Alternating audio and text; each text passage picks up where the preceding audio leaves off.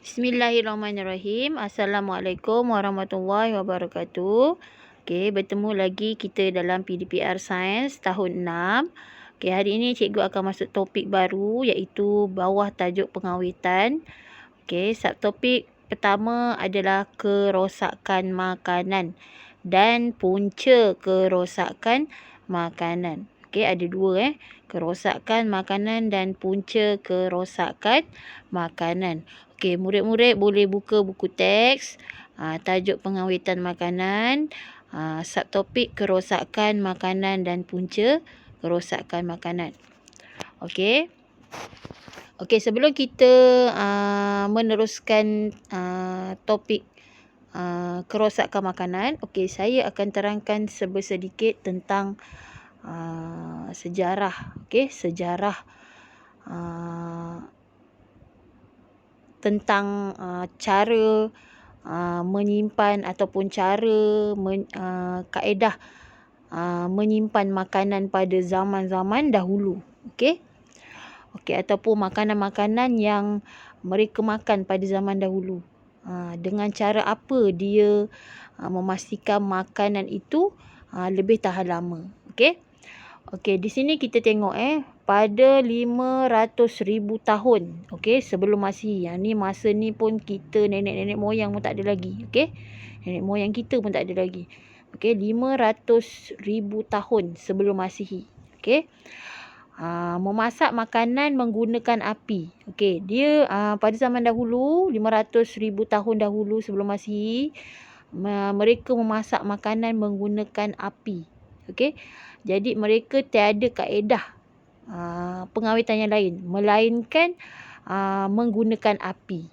Okey, jadi kaedah pengawitan terawal dalam zaman tamadun manusia 500,000 tahun sebelum Masihi adalah menggunakan api. Okey, menggunakan api.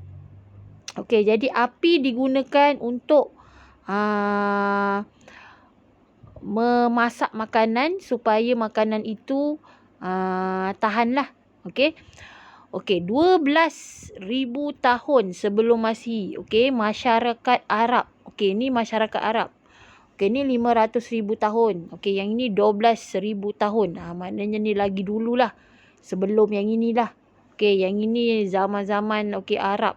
Okey, masyarakat Arab kuno. Okey. Cara dia menyimpan makanan dengan cara mengeringkan. Okey, mengeringkan dan menyimpan makanan sebagai persediaan sekiranya banjir berlaku. Maknanya cara dia, contoh dia ambil buah-buahan ataupun makanan-makanan daripada laut, dia keringkan.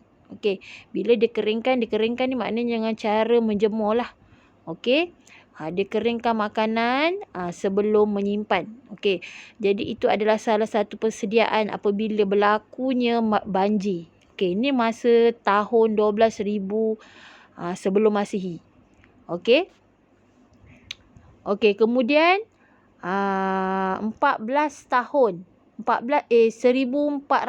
tahun Masihi. Okey, 1400 tahun Masihi. Okey, manusia dia dah canggih sikit lah. Okey, dia dah ada cara melumurkan garam, okey, pada makanan. Okey. Itu supaya makanan itu dapat lebih bertahan lama lah. Okey, dengan cara melumurkan garam pada makanan bagi mengatasi pembaziran dan kekurangan makanan. Maknanya bila makanan tu banyak, cara dia nak elakkan pembaziran ataupun cara nak elakkan daripada makanan itu terbuang, dia melumurkan garam pada makanan tersebut supaya makanan tersebut boleh lebih tahan lama untuk digunakan pada masa akan datang. Okey, jadi tak ada kekurangan makanan ataupun pembaziran. Okey. Okey, pada tahun 1862, okey, 1862, okey, Louis Pasteur menemui kaedah menghapuskan bakteria secara pemanasan dan penyejukan cecair. Okey, ini adalah cara dia menggunakan mesin. Okey. Ini Louis Pasteur. Okey, dia menemui kaedah. Kaedah macam mana nak menghapuskan bakteria itu dengan cara menggunakan pemanasan dan penyejukan. Okey, cecair. Okey, jadi dia cecair makanan daripada cecair tu dia panas dan sejuk kan. Supaya bakteria dia tak akan hidup lama. Okey, dia akan matilah.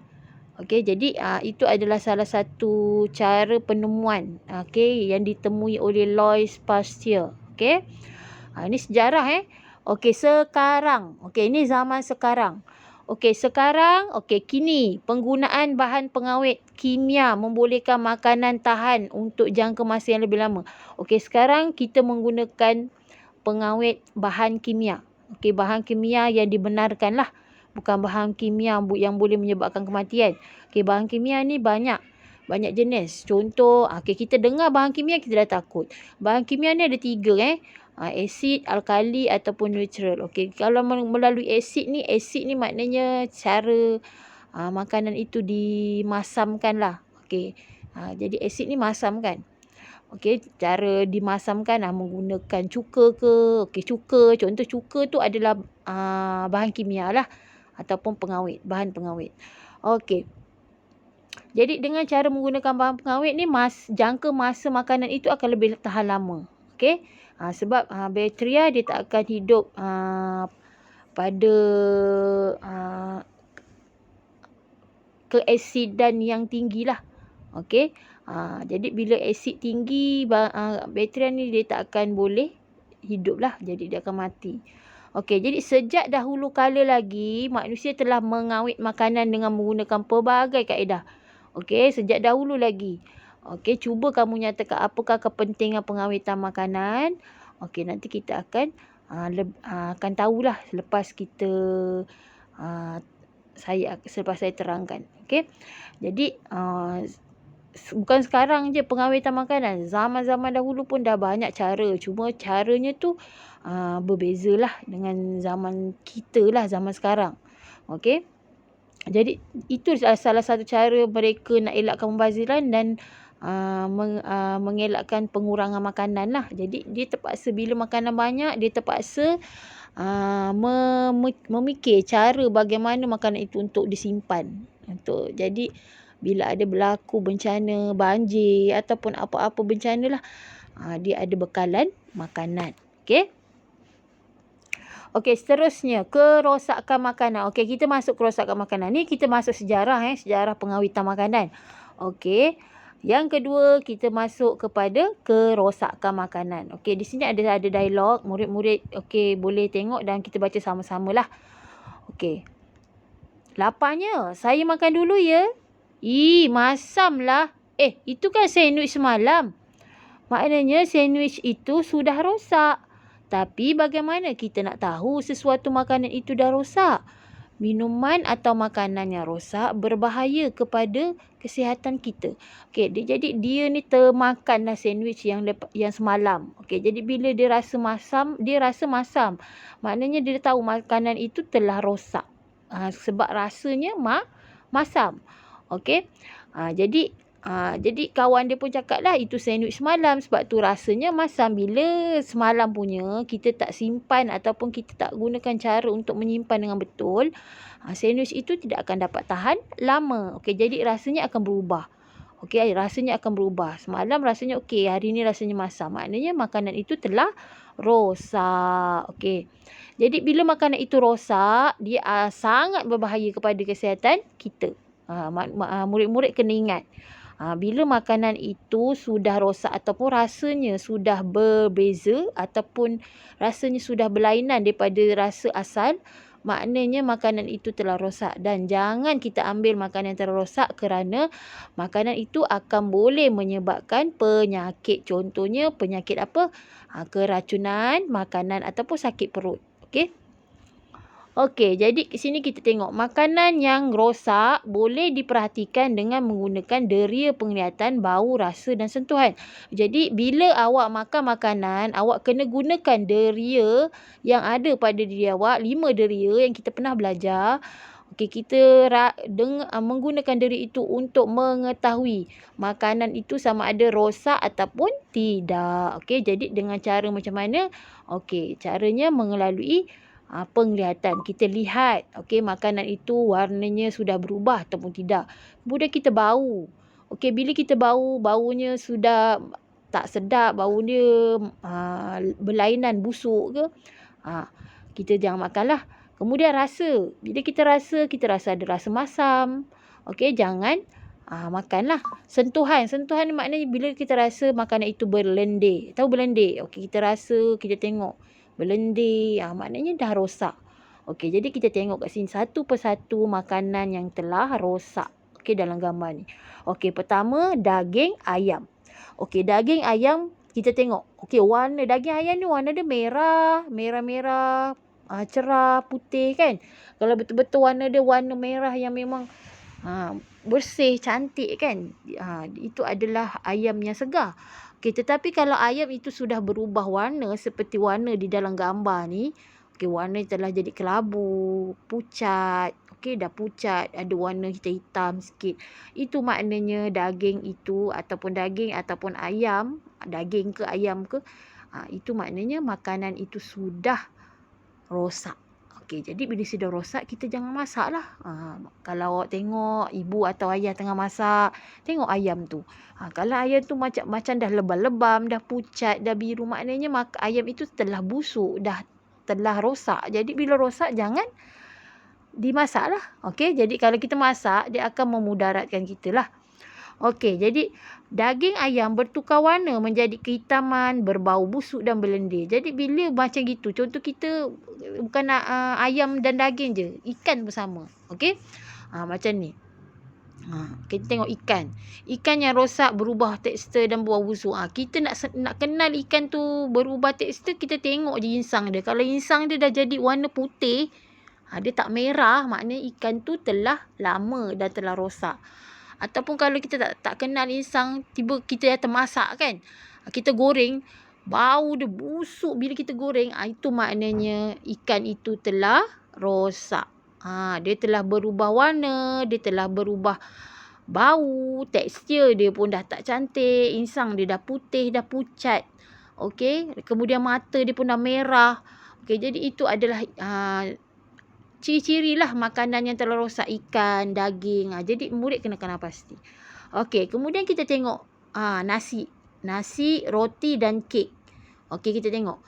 Nasi ini dah berkulat. Macam mana kita nak kenal pasti nasi? Nasi senang kita nak kenal pasti. Kita buka, kita bau, kita dah tahu. Okey, bau tu sama ada bau tu dah masih boleh makan atau tidak, kita boleh bau. Bau basi dengan bau yang nasi yang baru masak. Okey.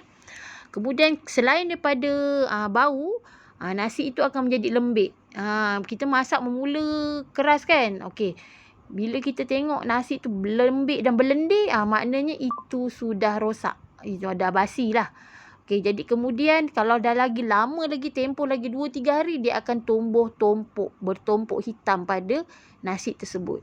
Okey, jadi bila bertumpuk tu maknanya dia sudah berkulat lah. Daripada bakteria tu telah menjadi kulat. Okey. Jadi dan berbau masam. Okey.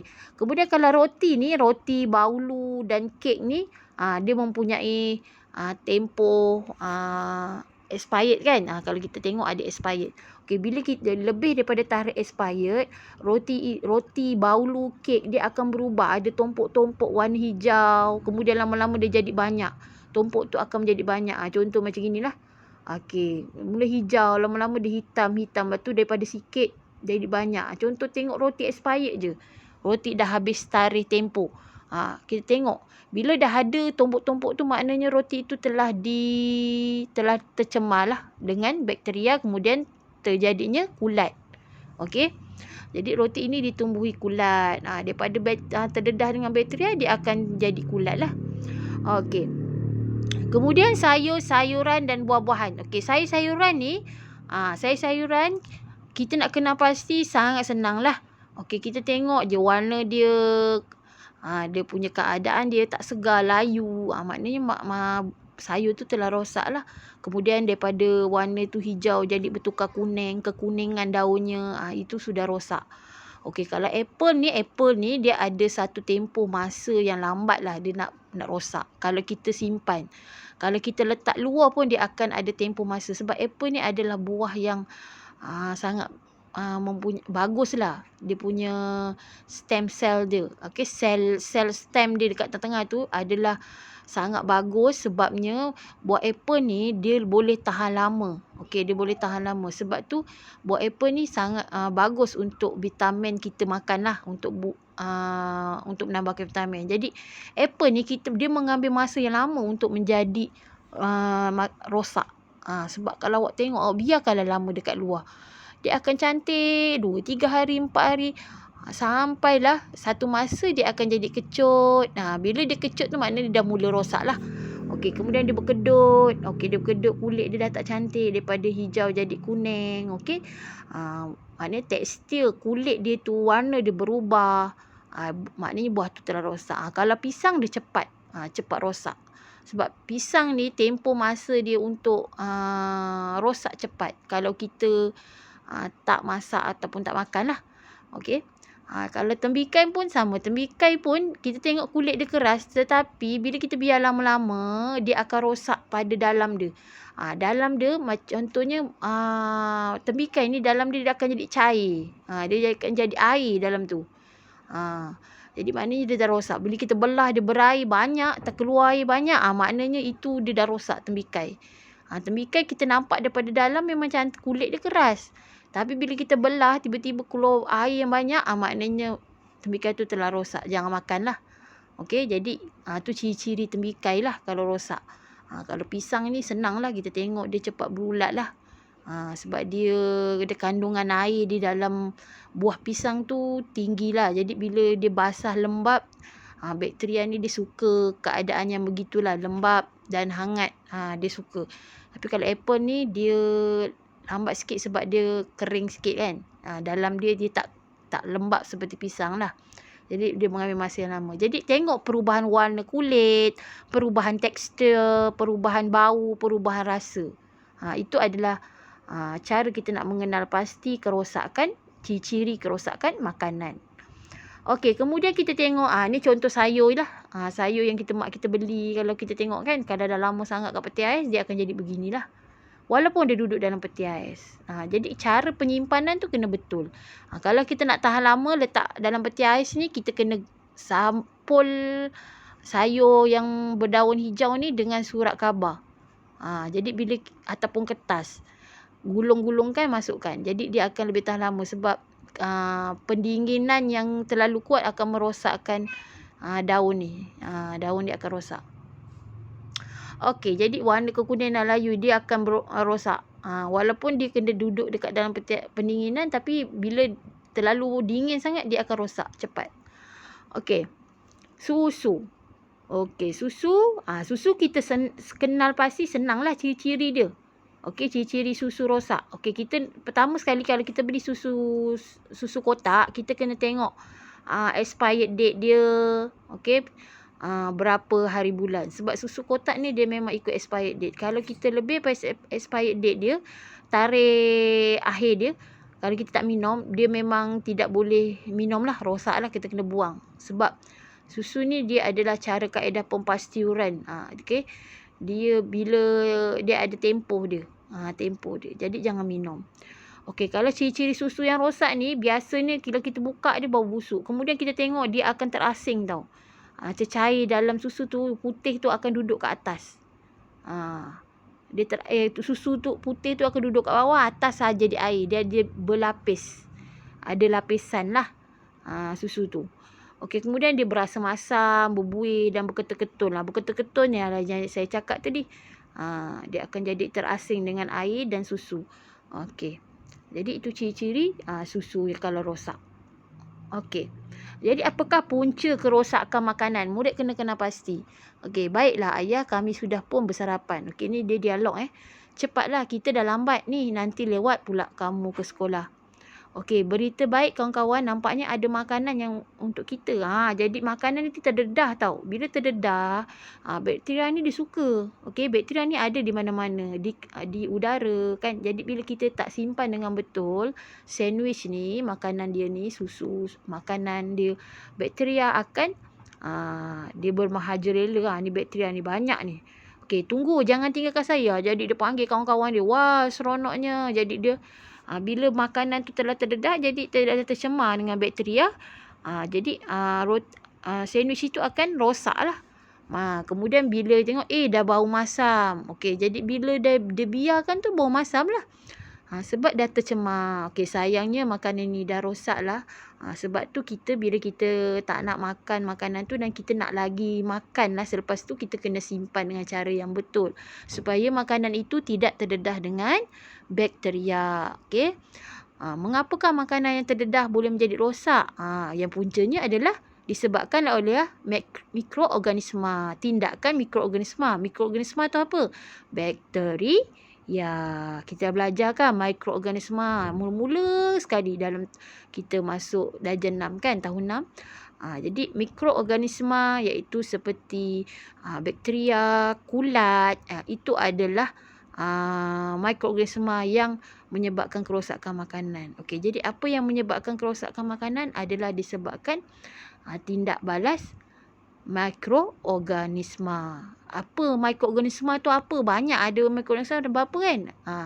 Bukan virus. Okey, apa? Bakteria dan kulat. Okey, jadi itu adalah mikroorganisma yang terlibat dalam kerosakan makanan. Okey, jadi murid kena faham. Okey, jadi saya dah terangkan ada 3 kat situ. Sejarah pengawitan makanan, kemudian punca kerosakan makanan.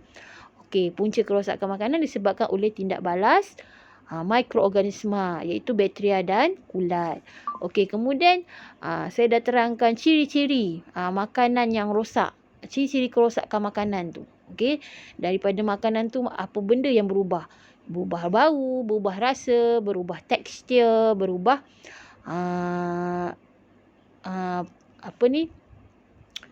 berubah bau, rasa, tekstur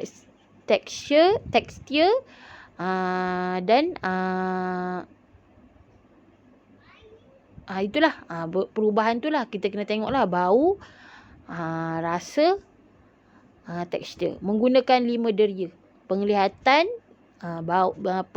deria bau, deria rasa dan deria sentuhan. Okey. Jadi saya dah terangkan macam mana ciri-ciri dia. Okey, kemudian ini kerosakan makanan disebabkan apa, punca dia, ciri-ciri dia. Kemudian sejarah pengawitan makanan ni pada zaman dahulu menggunakan api. Okey, 500 tahun sebelum Masih menggunakan api cara mengawet makanan. Okey, kemudian pada masyarakat Arab kuno yang dulu dia menyimpan makanan macam mana? Dia menyimpan makanan dengan cara mengeringkan. Okey, kemudian 1400 tahun Masihi menggunakan garam. Okey, kemudian 1862 siapa yang menemui kaedah penghapusan melalui cara pemanasan dan penyejukan cecair? Okey, Louis Pasteur. Okey, menggunakan dia jumpa cara menghapuskan bakteria dengan cara memanaskan dan penyejukkan. Okey, kemudian zaman sekarang kita banyak menggunakan penggunaan bahan pengawet. Okey. Okey, ini adalah sejarah daripada zaman 500,000 Masihi hinggalah sekarang. Okey. Jadi setakat ini sahaja penerangan saya tentang topik hari ini. Saya hanya terangkan, nanti saya akan bagi nota dan murid salin. Kemudian ada beberapa latihan saya beri, murid-murid tolong jawab. Okey, dan hantar seperti biasa dalam Telegram. Okey, untuk kali ni saya hanya menerangkan sahaja dan murid jawab soalan. Untuk minggu depan bila kita dah masuk tajuk pengawitan, kita ada projek lah untuk pengawitan ni. Okey, untuk tajuk pengawitan ni kita akan ada projek yang kita kena laksanakan. Okey, tapi belum sampai lagi projek tersebut. Kita kena tahu dulu apa itu pengawitan, apa itu kerosakan makanan. Lepas kita dah tahu, murid-murid boleh jalankan projek. Nanti murid akan laksanakanlah projek tersebut. Okey, sekarang ni saya hanya terangkan dan murid jawab latihan seperti biasalah. Okey, jadi latihan-latihan itu pastikan apa yang awak jawab tu betul. Kalau tak faham, kena tengok video saya ni. Video saya ni walaupun banyak cakap tapi ada isi dia yang murid-murid boleh dapat. Okey. Okey, jadi itu sahaja. Kita jumpa lagi pada minggu hadapan dengan tajuk pengawitan lagi. Okey, kita jumpa lagi pada minggu depan. Sekian, terima kasih. Assalamualaikum warahmatullahi wabarakatuh.